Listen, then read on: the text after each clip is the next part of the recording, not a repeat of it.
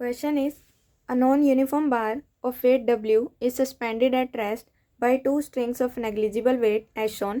तो हमें इस फिगर में क्या गिवन है, एक बार है इसके दोनों एंड्स को स्ट्रिंग से टाई कर रखा है और वो स्ट्रिंग किससे कनेक्टेड है, वॉल से. Now the angle made by strings with vertical are 36.9 degree and 53.1 degree respectively. तो ये जो एंगल बना रही है स्ट्रिंग इस वर्टिकल वॉल से, ये एंगल हमें दे रखे हैं 36.9 डिग्री. तो θ1 जो एंगल है ये एंगल हमें गिवन है 36.9 degree and second angle is 53.1 degree. The bar is of 2 metre long. Calculate the distance d of the centre of gravity of bar from its left hand. तो ये जो बार की लेंथ है ये हमें दे रखी है 2 मीटर और हमें क्या कैलकुलेट करना है, ये डिस्टेंस d कैलकुलेट करना है of the centre of gravity. जैसे सेंटर ऑफ मास होता है जिस पे बॉडी का सारा मास कंसनट्रेटेड होता है, और यहाँ पे दे रखा है सेंटर ऑफ ग्रेविटी, मतलब वो पॉइंट जिस पे बार के ऊपर ग्रेविटी एक्ट हो रही है. जिस पॉइंट पे यहाँ पे हमें गिवन है ना, इसी पॉइंट पे उसका वेट लग रहा है. इट मीन्स ये पॉइंट हमें कैलकुलेट करना है कि ये किसके लेफ्ट हैंड से कितने डिस्टेंस पे है. हमें डी की वैल्यू कैलकुलेट करनी है.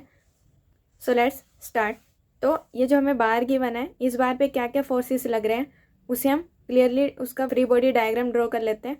यहाँ देखो बार के ऊपर एक उसका वेट लग रहा है W = mg. और कौन कौन से फोर्सेस लग रहे हैं, ड्यू टू दिस स्ट्रिंग की वजह से क्या लगता है, टेंशन. इस डायरेक्शन में लगेगी टेंशन जिसको मैं डिनोट कर रही हूँ T1 से, और इस स्ट्रिंग में लगेगी टेंशन T2. तो अब टेंशन को हम जो T1 एंड T2 है इसके कंपोनेंट्स ड्रॉ कर लेंगे. एक परपेंडिकुलर कंपोनेंट और एक कंपोनेंट ड्रॉ करते हैं हम हॉरिजॉन्टल. तो ऐसे इन दोनों के कंपोनेंट्स ड्रॉ कर लेंगे T1 एंड T2. ये पॉइंट अभी लिख लो. θ1 है 36.9 degree and θ2 is 53.1 degree. Now ये एंगल थीटा है तो ये एंगल भी क्या होगा, θ1. So this component will be T1 cos θ1, because जिसके साथ ये थीटा बनाएगा T1 है और ये एंगल बन रहा है थीटा, तो ये साइड आएगी कोस थीटा और इसके परपेंडिकुलर आएगा साइन थीटा का कंपोनेंट. तो इसके परपेंडिकुलर ये कौन सा कंपोनेंट आएगा, T1 साइन θ1. ऐसे ही इस स्ट्रिंग के लिए ये एंगल क्या होगा, θ2. So vertical component will be T2 cos θ2, यहाँ का θ1, और horizontal component will be T2 sine θ2. तो इस डायग्राम को हम अच्छे से ड्रॉ कर लेते हैं.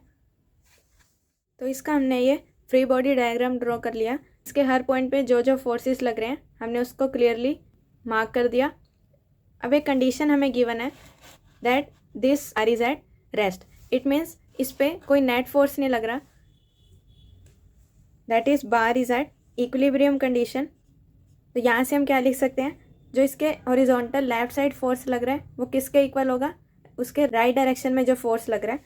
तो यहाँ से आ गया T1 साइन θ1 इक्वल होगा T2 साइन θ2 के. ये इक्वेशन आ गई 1.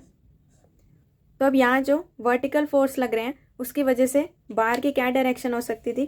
अब ये पॉइंट है इस डायरेक्शन में, ये जो T1 cos θ1 फोर्स लग रहा है उसकी वजह से बार रोटेट करता, और सेकंड केस में इस फोर्स की वजह से बार इस डायरेक्शन में रोटेट करता. लेकिन बार क्या रेस्ट पोजीशन पे, इट मीन्स इसका जो ये पॉइंट है पॉइंट P, इस पोजीशन पे नेट टॉर्क क्या लग रहा है, 0. Net torque at point P is 0. Torque का क्या फॉर्मूला होता है, torque is equal to force into perpendicular distance. तो इस फॉर्मूले से हमारी एक न्यू इक्वेशन आ जाएगी.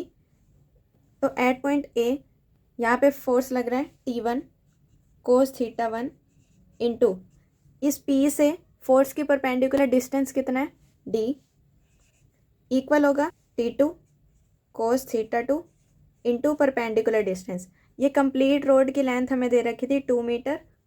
अगर ये डिस्टेंस D है तो यहाँ से यहाँ परपेंडिकुलर डिस्टेंस कितना होगा, 2 - D. तो यहाँ का आ गया परपेंडिकुलर 2 - D. तो ये हमारी दो इक्वेशन आ गई. इन दोनों इक्वेशन को सॉल्व करके हमें D की वैल्यू कैलकुलेट करनी है. तो ये तो हमारी इक्वेशंस आई थी. इन सेकेंड इक्वेशन हम T1 की वैल्यू पुट कर लेंगे यूजिंग इक्वेशन 1। तो T1 की क्या वैल्यू आ जाएगी, T2 sine theta 2 divide by sine theta 1। तो ये हमने इक्वेशन 1 से इसकी वैल्यू पुट कर दी, साइन थीटा 1 ले गए right side. Now cos theta 1 into D equal आएगा T2 cos theta 2 into 2 minus D. T2 से T2 कैंसिल, और ये साइन थीटा को हम ले गए राइट साइड में इंटू साइन थीटा। अब वैल्यूज पुट कर देंगे, सॉरी यहाँ पे साइन थीटा 2 था, इट वाज साइन थीटा 1। तो वैल्यूज पुट करेंगे, साइन इंटू थीटा 2, थीटा 2 क्या था 53.1 degree into cos 36.9 degree into D cos 53.1 degree sine 36.9 degree into 2 minus D. तो हो सकता है आपको इन सब की वैल्यूज़ क्वेश्चन में गिवन हो। अगर गिवन नहीं है तो हम डायरेक्टली इसको कैसे लिखें इनकी वैल्यूज़। आपको ये triangle right angle triangle draw करना है। ये रफ वर्क है आपका 90 डिग्री 53 और यहाँ हम लेंगे 37 डिग्री। अप्रोक्स वैल्यू कैलकुलेट कर सकते हैं 37 degree and this will be 53 degree. और इसमें वैल्यूज़ पुट करनी है साइड्स की 3, 4 एंड 5। ये ट्रायंगल आप याद रखना। तो कैसे लर्न करोगे, ये एंगल है 37 डिग्री, स्मॉलेस्ट एंगल है इन तीनों में से because this angle is 90 degree. 37 के सामने वाली जो साइड होगी वो होगी 3 और 90 हाईएस्ट एंगल है, इसके सामने आ जाएगा 5 और रिमेनिंग विल बी 4। तो ये ट्रायंगल से हम इनकी वैल्यूज़ पुट कर देंगे और जो कि वैल्यूज़ होंगी अप्रोक्स, बिकॉज यहाँ 53.1 डिग्री दे रखा है और ये ट्रिक होती है 53 और 37 डिग्री के लिए, इसलिए हम इसका यहाँ यूज़ कर लेंगे। सो साइन 53 डिग्री कैसे लिखेंगे, sine 53 P by H 4/5 into cos 37 degree B by H 4/5 into D equal होगा कोस 53 के B by H into sine 36 P by H 5 into 2 minus D. तो ये हमने अप्रोक्स वैल्यूज़ पुट किए हैं। हो सकता है आंसर आपका 1-2 पॉइंट से वेरी करे, लेकिन आप आंसर निकाल सकते हो।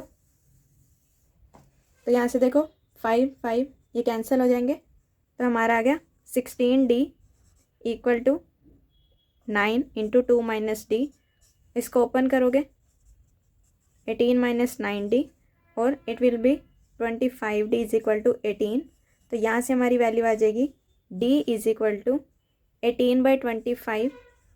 ये नियरली आएगा 0.72। हमने अप्रोक्स वैल्यू कैलकुलेट किया, तो ये आंसर आपका गलत नहीं होगा बिकॉज इन फंक्शंस की वैल्यू गिवन नहीं है। आई होप ये क्वेश्चन आपको समझ आ गया होगा। अगर इस क्वेश्चन में कोई भी डाउट है तो प्लीज़ कमेंट सेक्शन में शेयर करना, और अगर वीडियो अच्छी लगी हो तो please like this video and subscribe my channel. Thank you.